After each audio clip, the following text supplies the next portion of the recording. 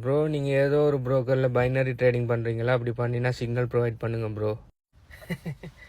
ஐயோ, இந்த வீடியோஸை ஒரு 2-3 வீடியோஸ் பார்த்துருந்தாலே உங்களுக்கு விளங்கிருக்கும். நான் பைனரி ட்ரேடிங்குக்கும் எதிர்ப்பு, சிக்னல் வாங்குறதுக்கு நான் எதிர்ப்பு.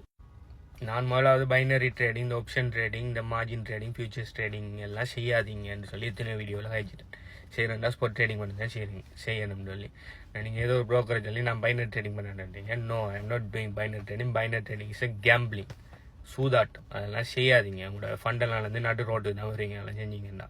ரெண்டாவது விஷயம், அடுத்தவன்ட்ட சிக்னல் வாங்காதீங்க, சிக்னல் கேட்காதீங்க.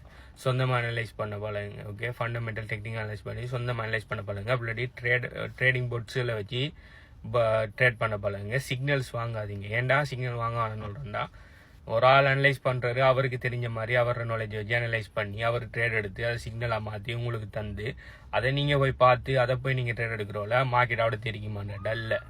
ஸோ அப்படியான ட்ரேடிங் சிக்னல் எல்லாம் நம்பியிருக்காமல் நீங்கள் உங்களோட ஓன் டிசிஷனில் எடுக்க பழகுங்க. அடுத்தது ஓன் ட்ரேடிங் செய்ய பழங்க. ட்ரேடிங் செய்ய ஸ்பாட் ட்ரேடிங்கில் மட்டுமே ஸ்டிக் பண்ணிடுங்க. ஓகே, இதை பற்றி நீங்கள் என்ன நினைக்கிறத கீழே கமெண்ட் பண்ணுங்கள். நீங்கள் binary trading, futures trading, margin trading செய்கிறாளா? அப்படி செஞ்சு நீங்கள் எவ்வளோ லாஸ்ட் ஆகினீங்கிறதையும் கீழே கமெண்ட் பண்ணுங்கள். Okay, by.